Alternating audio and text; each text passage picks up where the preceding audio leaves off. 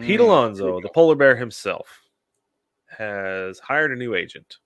Yep. And wouldn't you know it, of course, I feel like, so first off, he hired Scott Boras' company, Boras Corp, as his new agency.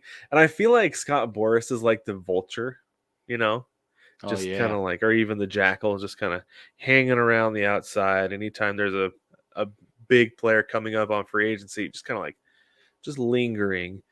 And Mm-hmm. then eventually they send him, just kind of like send him an email like, hey, I hear word on the street. Yeah, You're going to be a free agent next year. that's Would right. you like somebody to represent you who is not going to take no for an answer and will not accept an extension? Works every So time. The every time problem is, Carlos Correa is the first guy that comes to my mind when that like basically feels like that happened with him.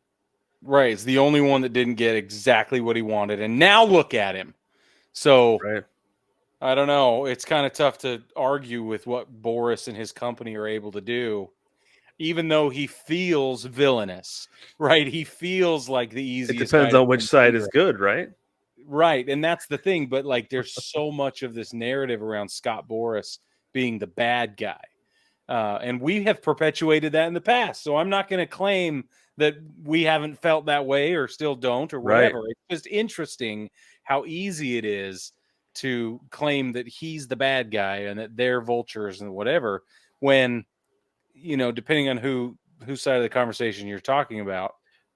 This is the thing, is that um he he does his job, right? He's very, very, very good at his job, obviously, right? Yep. Yes. Um and he's not just, I don't want to say the reason I said jackal is because he's circling around the outside and he's picking the primest pieces of meat. He's For picking the sure. best guys who are going to be coming on the market very soon, Yeah. right? And the thing that gets me is that he's acting in his own interest, and he never feels like he's acting in the player's interest. Granted, acting in his own interest benefits the player, Totally. right? Totally. But it never feels like it. Every time he gets a player a big contract, it feels disingenuous. And I get it; it's all business, right?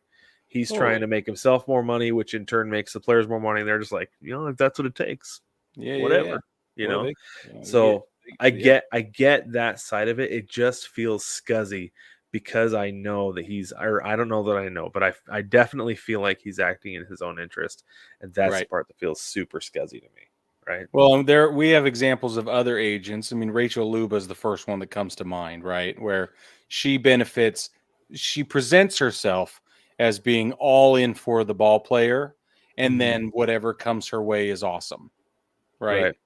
I don't know if that's how it actually is, but that's the message that comes across. Whereas to your point, Scotty B's messaging, the optics of it are the opposite. So I don't know. I don't know what's right or Yeah, wrong. because I just have visions, Brig, of him anytime he gets on the phone with the team, that as he's negotiating, he's got them on like speakerphone while he's flipping through remodeling catalogs for his office.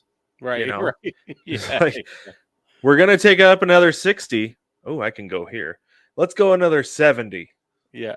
because I like that color right there. Yeah. You know, Yeah.